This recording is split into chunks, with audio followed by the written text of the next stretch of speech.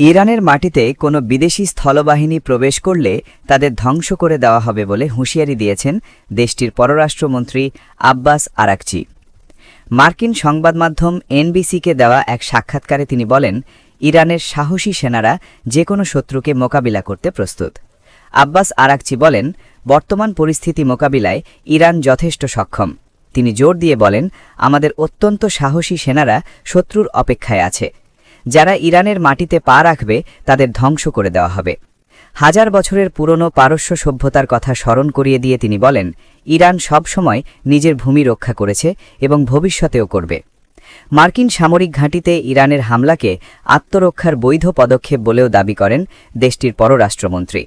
তিনি বলেন, যুক্তরাষ্ট্র ও ইসরায়েল যে যুদ্ধ শুরু করেছে তার প্রতিক্রিয়াতেই তেহরান পাল্টা হামলা চালাচ্ছে। আরাকচি বলেন, এটি আমাদের পছন্দের যুদ্ধ নয়। এই যুদ্ধ আমাদের ওপর যুক্তরাষ্ট্র ও ইসরায়েল চাপিয়ে দিয়েছে। ইরানের পররাষ্ট্রমন্ত্রী সংঘাতটিকে উস্কানিবিহীন, অযৌক্তিক ও অবৈধ বলেও বর্ণনা করেন।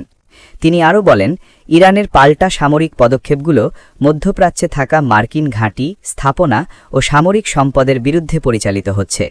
এসব ঘাঁটি যদি প্রতিবেশী দেশগুলোর ভূখণ্ডেও থাকে তবুও সেগুলো লক্ষ্যবস্তু হতে পারে বলে ইঙ্গিত দেন তিনি। এদিকে মধ্যপ্রাচ্যে যুক্তরাষ্ট্র, ইসরায়েল ও ইরানের মধ্যে চলমান উত্তেজনার মধ্যে এই বক্তব্য নতুন করে আঞ্চলিক সংঘাত আরও বিস্তৃত হওয়ার আশঙ্কা বাড়িয়ে দিয়েছে বলে মনে করছেন বিশ্লেষকরা।